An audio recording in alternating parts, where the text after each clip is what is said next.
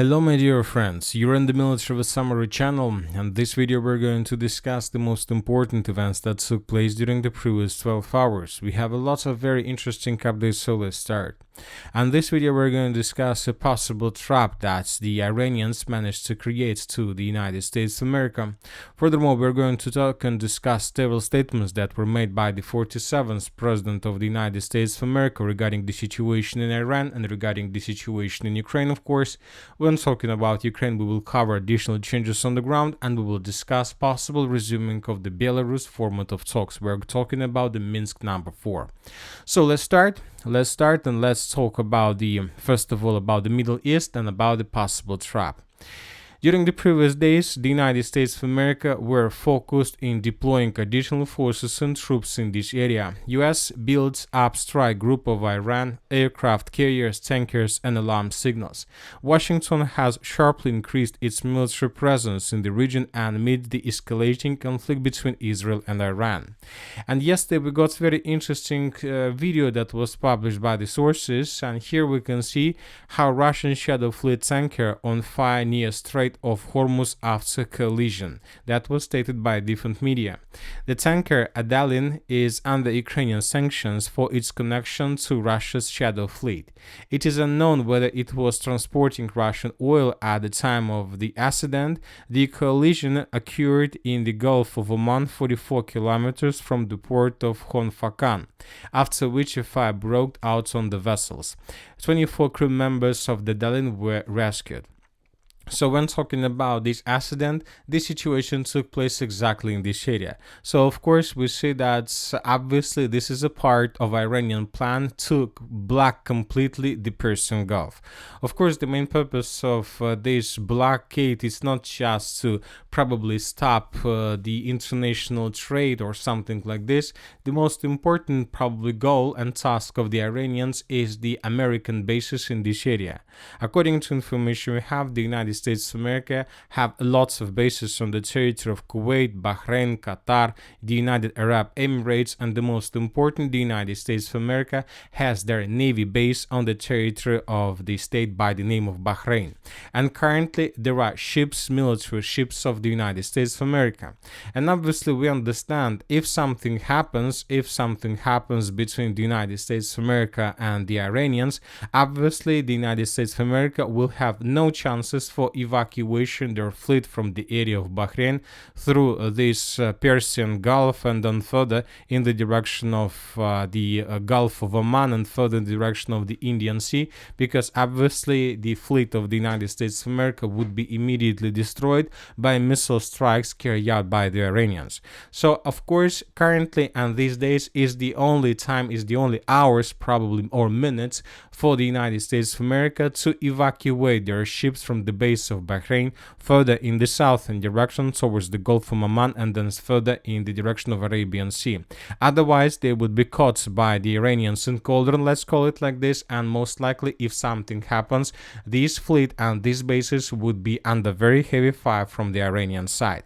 So, and most likely this fire and this collision of fleets carried out by most likely the Russian special forces and the Iranians is a part of blockade, and the main task of this blockade not to allow the United States of America to evacuate their military assets from the Persian Gulf.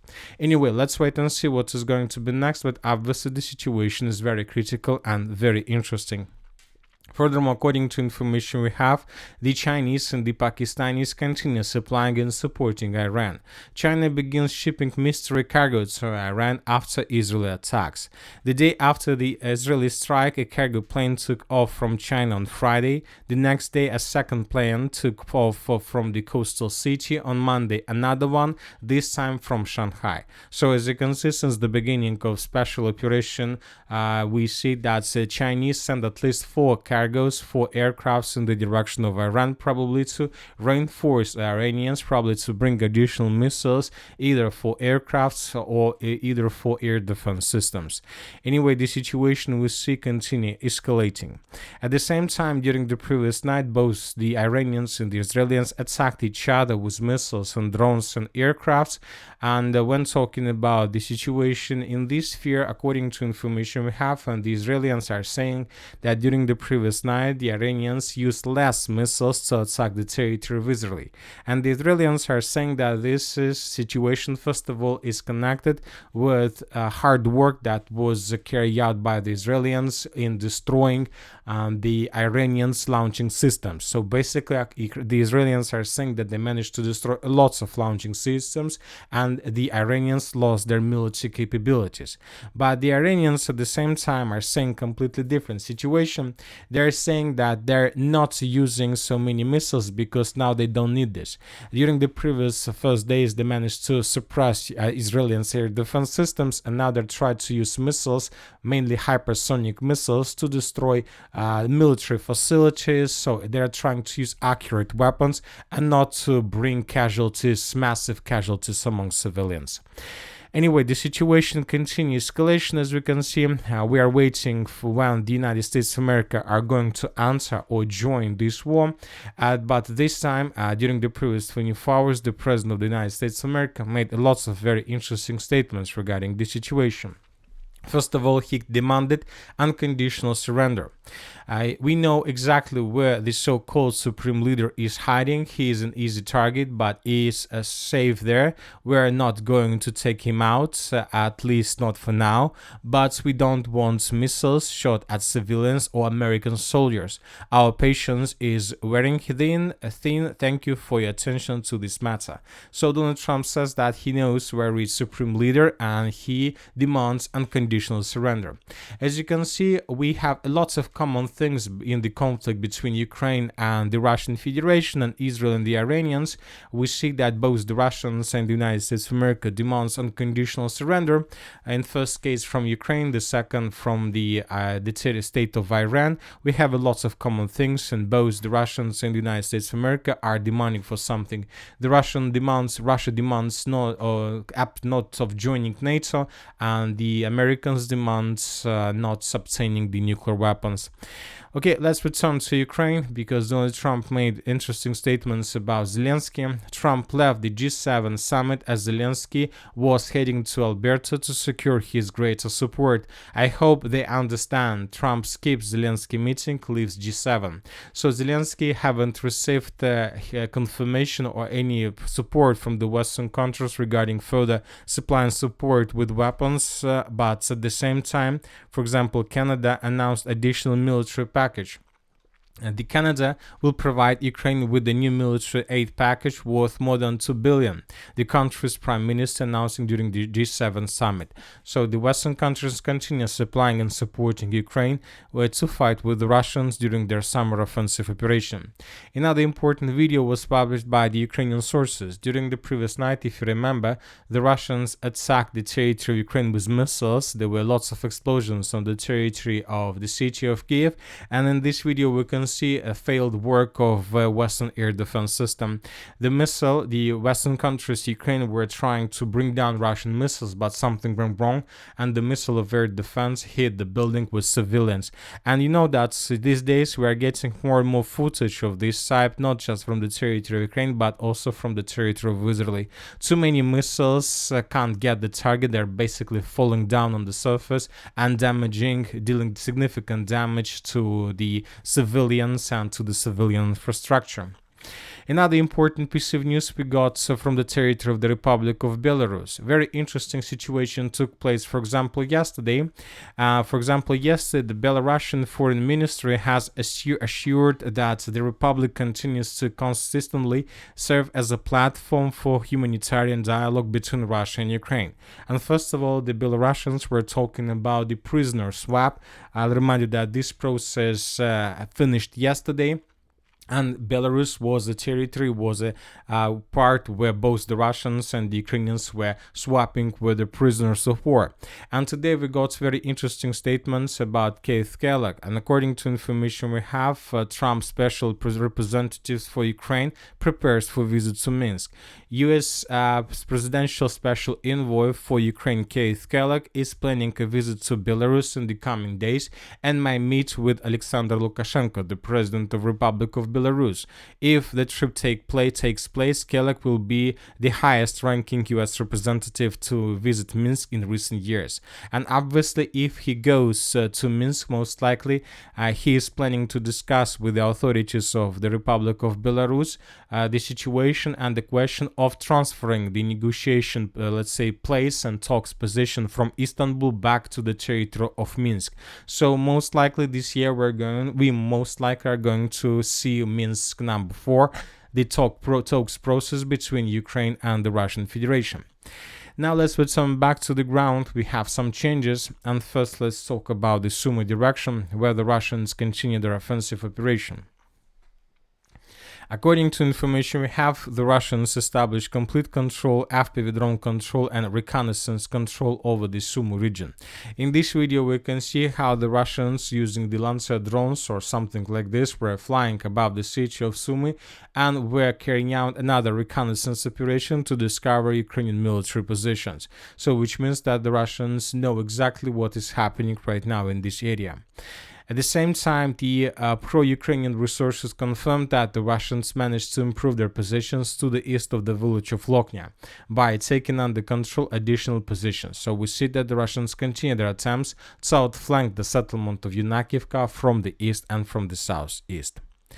Now let's move further and let's discuss the situation in the Kupiansk direction, not in the Kupiansk, in the Kostiantynivka direction, where the Russians continue their offensive operation as well.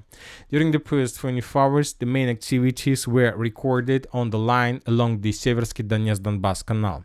I would like to remind you that previous days we have probably the biggest dynamic exactly in this area, and it seems that the front line collapsed in this direction because during the previous 5 or 6 days, the Russians were improving their positions almost every single day. Let's compare the maps between the dates and let's take a look how exactly the Russian offensive was developing. For example, this is the situation by the end of the 13th of June of 2025, and basically this is the beginning of the final Russian offensive in this direction, major offensive. This is the situation by the end of the 14th of June, and the Russians reported that they managed to secure several trenches and strongholds in the area between the Liivka south and the north and the Liivka. This information was confirmed by neutral mappers. At the same time, the Russians continue offensive operation to the west of Kurdyumovka, trying to take under complete control positions along the Seversky Donetsk-Donbass canal. Somewhere on the 15th of June of 2025, the Russians began their artillery preparation. They began bombing and attacking the settlements of Alexandra Shultina and Bila Gora, and those days we made conclusion that most likely the Russians are planning to begin a very powerful offensive operation with the purpose to break Ukrainian defense completely.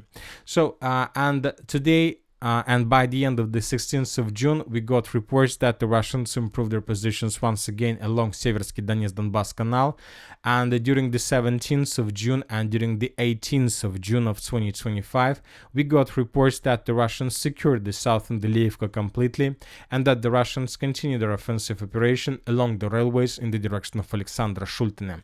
So we see that this salient is about to be taken by the Russians completely. The Russians, as I understand, are not going to slow down. They will continue offensive until at least they get the settlements of Bila Gora and Alexandra Shultina from the south. Now let's talk about the Kleban-Byksky pocket. During the previous 24 hours, the Russians improved their positions in the area of Yablunovka. This information was confirmed by pro-Russian resources, by different videos and geolocations, and by pro-Ukrainian resources.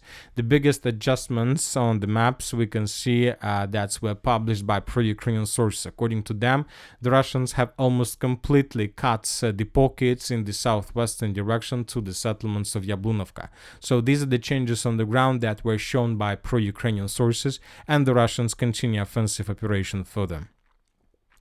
As for the situation along N32 road, the main activities and the main probably updates are coming from the Novoekonomichna direction. So Novoekonomichna is a very important city of the Pokrovsk agglomeration, and according to information we have during the previous 24 hours, the Russians managed to secure the village of Mirna, its western part, and the Russians managed to establish complete control over this dense network of the fortifications. Based on the reports that were published both by pro-Russian resources and and by pro-Ukrainian resources and by neutral mappers, we adjusted this territory in Russian favor. So now we can make a conclusion that the Russians managed to capture everything in this area. We're talking about strongholds, fortifications, villages, and now the Russians have no barriers and no problems, probably to move further in the western direction with the purpose to attack the settlement of Novoekonomichny itself and to attack the village of Mykolaiivka. So in the very near future, the Russians may enter the Pokrovsk agglomeration, and this is going to be the biggest disaster ever for the armed forces of Ukraine.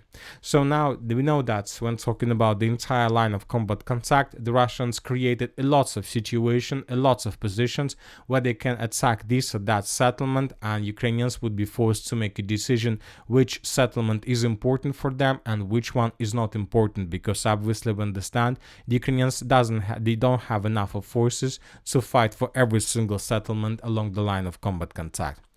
When talking about the Dnipropetrovsk direction, the Russians, as we discussed during the previous days, improved their positions in the area of Dnipropetrovsk Oblast itself.